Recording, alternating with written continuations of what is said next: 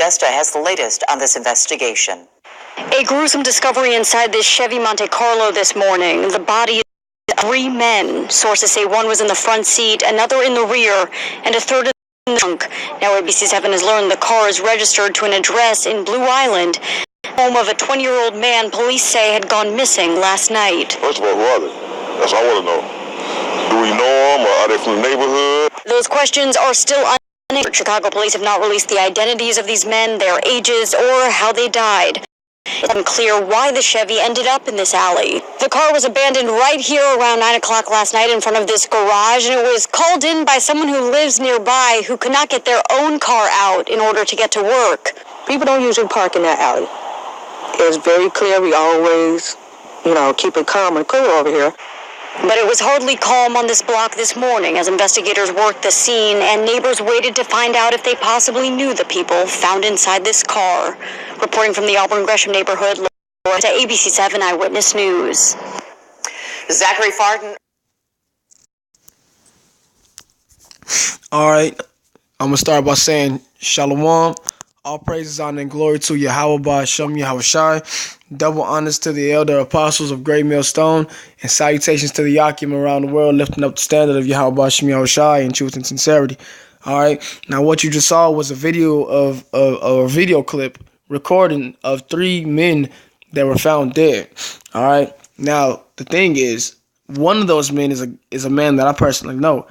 All right. And this guy, he. Now, the testimony to this is extremely spiritual. Now, this guy, this fucking 2/3 nigga, you know what I'm saying? I'm now in that video clip, they didn't really explain to you how they were dead, or how they were found. It just said that they were found dead. You know what I'm saying? It didn't explain how the death was, or none of that. Now, this guy was a man that I knew personally. I worked with this guy. And he explained to me on multiple different times all the bitches that he'd be fucking with. All right. Now, I explained to this nigga that it is according to the laws of Yahweh Ba'Shem Yahushai, or the laws of the Most High, speaking in a way that they would understand me. I didn't even use the name of the Most High because I knew this was a fucking nigga. All right. Even then, he was Jake. So I was still going to tell his ass, I was still going to tell this guy that messing around with another man's woman was a sin called adultery, and it's punishable by death. All right. And so, I asked this guy if he believed in the Most High. Of course, he, Jake, they have a zeal according to knowledge. I mean, they have a zeal, but not according to knowledge. Salakia. But this guy, he said he didn't want to believe in the Most High. He didn't want to feel guilty about the sin he was committing. All right. And the Most High visited his ass. I got scriptures on this. All right. And it's extremely spiritual. Because what's the first outlook that you would have? And that outlook is a scripture. It's Amos chapter 3, verse 6. It says, "Shall a trumpet be blown in the city, and the people not be afraid? Shall there be evil in a city, and the Lord hath not done it?" Now, the Most High killed this nigga. All right. Now, you see where it says cause of death. It says shooting. In that video, they didn't mention that. Now, someone personally that knows this guy is another dude that I work with. They're all 2/3. Some of them are cooler than others, but they're all still 2/3 regardless. Now, this guy, he explained to me that this man was found with a bullet in his head. All right. In his own car, that Monte Carlo that was in the video was his car that he was found dead, shot in. All right. This nigga was executed, man. Now, it might not have necessarily been that woman's wife, that woman's husband that killed his ass, but it's the fact that he committed that act that the Most High took his ass the fuck down. All right. And I explained to this man that breaking the laws of the Most High were dangerous. All right. And it's obvious considering how this is a 2/3 ass nigga, that he didn't pay attention to the warning that was given to him. All right.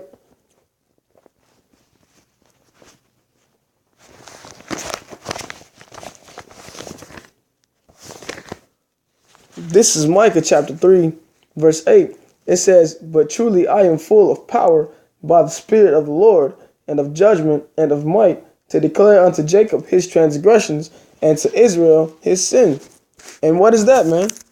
That's revealing to Jacob where they're going to fuck off, man. That's letting Israel know, things like what the scripture says, such as adultery, not to commit adultery, not to sleep with another man's woman. All right? And that's exactly what this guy was doing. 2 different occasions I rode with this man. And what he did, he explained to me this bitch that he was trying to talk to. All right? He explained to me this bitch that he's trying to talk to. And I tell his ass to leave this bitch alone. Because I knew this bitch's husband. You know what I'm saying? I knew the fact that this bitch had a husband. I knew who he was. So I'm telling him to leave him alone. To leave the woman alone. And he's an idiot, man. He's just a nigga that didn't really understand much of anything. He was just a young nigga, man. Just a young nigga. All right. But the second time I rode with this guy, he insisted on showing me pictures of this bitch. Naked pictures of the same woman. All right. And I told him that this woman will get this man killed. Today is Tuesday. All right. I was told that this man was found dead yesterday. No, today's Wednesday. I was told that this man was found dead Monday. But in the video, it said that he was found dead for 9 hours, which means he died Sunday. I got a ride from his ass Friday. That Friday was the same day I told him to leave the bitch alone. And he said that just because I believe it'll happen, doesn't necessarily mean it'll happen to him. Doesn't mean he has to believe it. And it's clear these niggas don't know the scriptures. Alright? Because the first thing that comes to mind is Romans. Okay?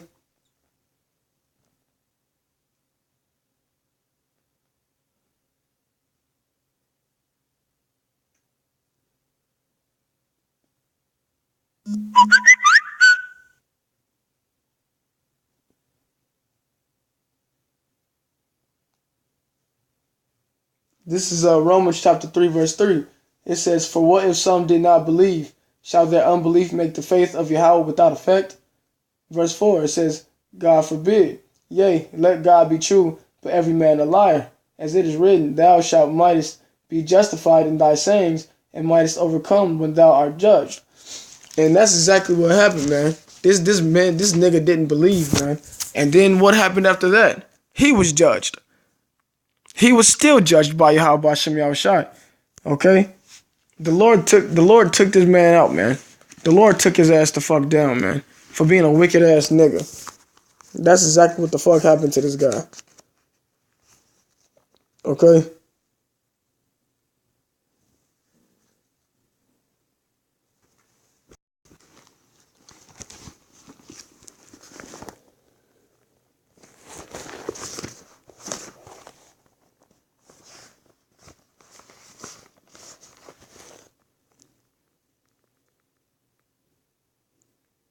And this is Proverbs chapter 1, verse 33. It says, "But whoso hearkeneth unto me shall dwell safely, and shall be quiet from fear of evil." Now what happened to that man was evil. It was just judgment, though. Now you can say that it was wrong. Or a lot of people say, "Oh man, he was young. I can't believe it happened to him." The judgment was actually justified. Salaki, I don't want to say the judgment was evil, but the deed that the man committed was evil. And that's what he was judged for. All right. He didn't hearken to the Most High, man. He was warned twice. All right. But he didn't hearken. He didn't listen. That man's heart is hardened, man. And that's what the society does to you, man. It allows you to believe that because you're not, like the scripture says, man, because judgment isn't executed speedily, that they can get away with it. All right. And it's just complete wickedness for them to get that warning from the Most High so many different times and then still believe that it's cool, even though they just got their ass warned again multiple different times. All right. This is Psalms chapter 36, verse 1. It says, "The transgression of the wicked saith within my heart that there is no fear of Yahweh before his eyes." Now, this man said he believes, but he didn't want to. he didn't want to feel guilty. He even told me he wanted to be able to live his life without feeling wrong for it. So he wanted to be able to parlay in wickedness, but still feel as if the Most High loved him. Hey man, the scripture says the 2/3 will be destroyed, man. All right, how's that for love, man?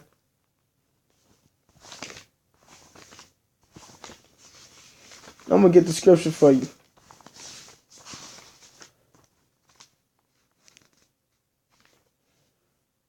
This is Zechariah chapter 13, verse 8. It says, "And it shall come to pass that in all the land, saith the Lord, 2 parts therein shall be cut off and die, but the third shall be left therein."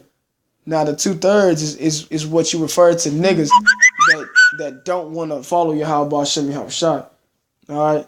And the thing is that 1/3 are those who the Most High will redeem. All right. And even then, this nigga was the perfect example. Okay. The deeds this man was committing, it was pure meditated, completely meditated. All right.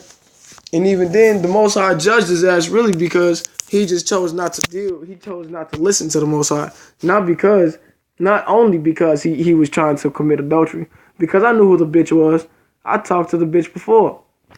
Even then, a lot of niggas, you know, they're being 2/3 solely by trying to fuck this girl, knowing who her husband was. The bitch worked there. I knew because we all worked together, man. The bitch worked at the job. Her husband worked at the job. The nigga that got his ass killed worked at the job, and I worked at the job. We all fucking knew each other, man. But that goofball ass nigga got his ass judged, man. The Most High took his goofy ass out, man, for not following the laws of Yahweh Shem Yahushua. All right, and I'm gonna prove to you.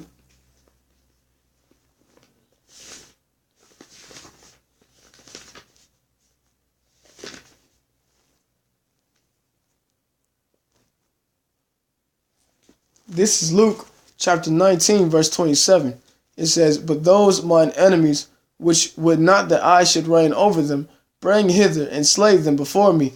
Now that is the man everybody calls Jesus Christ.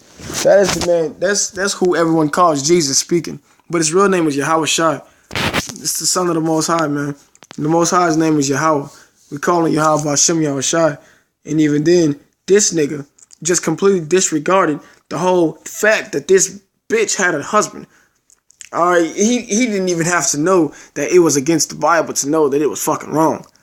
And the Most High took his ass out for it, man. And that was just my testimony. And that was a testimony of the spirit of Yahweh Shem Yahushua taking these niggas out. All right. And with that, I'm going to say, Shem Yah, all praises and glory and honor to Yahweh Shem Yahushua, devil apostles of Great Millstone, and to the hopeful elect, man. Shalom, shalom.